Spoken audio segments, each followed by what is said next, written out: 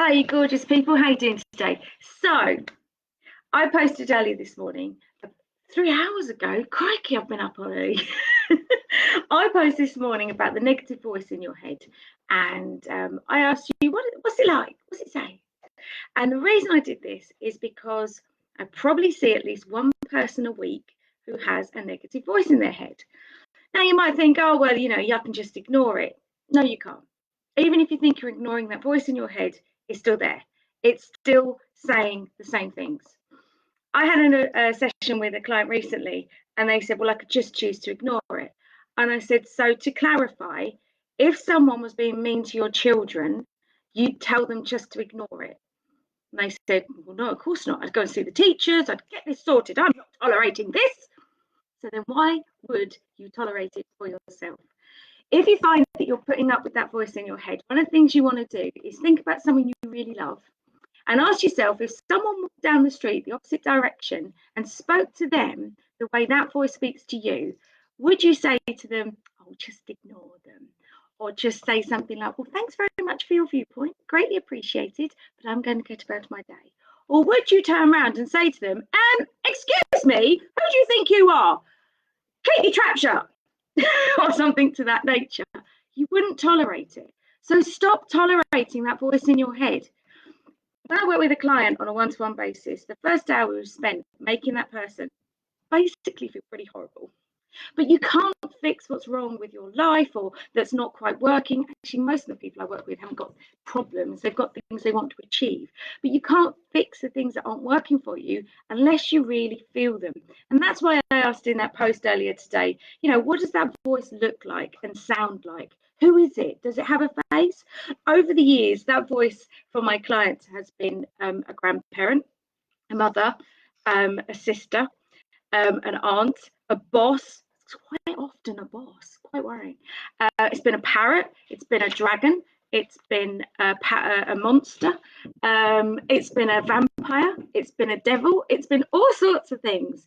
Now, I know this sounds all sounds really crazy and far-fetched, but what's going on in your head is very close to you. It's way up here, okay? So what I like to do with my clients is make it fun, make it silly, get it away from you so it's easier to process and deal with it. And this is what this process does. So I really want you to own that voice. So if it's a little person that sits on your shoulder and you're like, oh, I can't believe you think you're going to be good enough that they ain't going to work with you. They're never going to pay that much. Who told you that? Oh, just because she did it, don't mean say you can do it. Really know that voice. And what I want you to do, if you've read chapter 6 of my book, you'll know about the first book, Fight the Fear. You'll know about the negative spiral. It's such a powerful tool to help you really understand how a thought happens, what it does to you, and what the result is. So you may think you've got that voice under control, and then all of a sudden it'll pop out and go, I'm still here. And the thing is, what it does, it's really mean because it'll turn up just as you think you've got it under control. And you'll go to stand on a stage and welcome everyone, and then that voice will go, I told you this was a bad idea. And even though you know everything you're going to say, and even though you know the results, and even though you was asked to be there, you know this is going to rock, you know it's going to be amazing, suddenly you're dragged down a bit. Get rid of that voice. So I'm going to give you a quick top tip, and then I'll send you over to a post on my site. I'm not selling anything. I never am. I just want you to get rid of that voice. Get rid of it. It's not allowed back in my head ever again. One of my clients' favorite things to say to that voice, you can imagine it begins with F and ends in F. And it's 2 words. Let's guess what it could be. But seriously, learn to tell it to do this. And this quick process I'm going to share will teach you how. The first thing you want to do, most of the things I teach people, I can reframe, get their mindsets right so that we can then build their business or their career or get the dream job or write a book or whatever it is. We can do that once we've got the mind in place. And we can normally change someone's mind pretty damn fast. Okay, this process takes a bit longer. You've been being mean to yourself for a long, long time. Okay, there's a natural pathway in your head that just goes straight into, you're crap. You're going to do that? No, you're not, love. I'm going to show you that's not going to work. Sorry, just to clarify, you think people are going to pay for that? I'll tell me another one. Right? No matter how much you think you've got it under control, let's name it. First thing I want you to do is for a whole week, 7 days. I want you to hear that voice and I want you to really own it. It's going to be pretty horrible. If you want to really power it up, write it down. How does it make you feel? What does it make you do? Does it make you stop? Does it make you talk too much? Does it make you eat cake? Does it make you doss around on Facebook and not actually pick up the phone? What does it do to you? Don't try and change it. Don't try and do anything other than hear it. Oh, I haven't got one. Second week, what I want you to do is just learn to stop the voice. It's not going to be easy, and you might find that you really struggle with this week.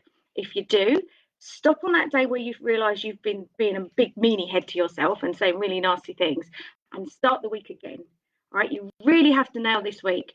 So what you're going to do is when that voice says, look, you're not going to want someone like you because you're fat and ugly, all right, love? So why don't you just get back in your box and stop trying to be someone because no one's interested. When that voice starts, you constantly just stop. That's it, okay? Once you've nailed that for a whole week, and again, if you really want to make this powerful, write it down. Third week, what you're going to learn to do is you're going to turn around and you're going to say to that voice, no, reinforcing the second week, and you're going to say the positive alternative. Okay, if you've worked with me, you know how good I am at making you reframe. So reframe this. Even if you don't believe it, you don't have to believe it. So when that voice says you're fat and ugly, you say, damn girl, I'm gorgeous. Ha, back off, right? The important thing to remember is I look like an idiot because I'm telling you, you're never going to tell anyone what you're saying in your head. So if you want to be the next Tony Robbins, the next Oprah Winfrey, the next politician, MP, president, who would want that job? If that's what you want to be, that's what you tell yourself in your head. You say, I'm good enough for this. I'm amazing. I'm awesome. And even if you can't get the emotional attachment that I've just shared with you, you just stop that voice, make sure it's gone, and you say, people love working with me. They get great results. I love my job and I'm really happy. And you don't have to believe it at this stage. Again, really notice how it feels. Does it make you feel empowered? Does it make you feel a bit silly? Do you feel like you need to build your confidence? Because it could be true, but it might not be true. Is your head being overruled? The facts that you have, are they being overruled by what other people say? Really own that third week. Write it down. And the fourth week, what you're going to do is you're going to reflect and review. Really go back and look over those 3 weeks. Has the voice changed? What are you saying differently now? Are you noticing different things happening?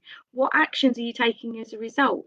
Are you rocking up at a networking event once a week instead of once a month? Because I feel more confident. I'm so confident. I know there's another person that does what I do, but I'm good at what I do. Yes. Remember, you aren't going around telling people. This is confidential in your head just for you. So it's a 4-week process. It takes a bit longer. If you get stuck, head over to the Insiders. I promise to support you. It works. It works. Once you've got rid of that voice, the next thing I tend to find is I have to build people's confidence. So if you've been and done my confidence course already, you know it works, all right?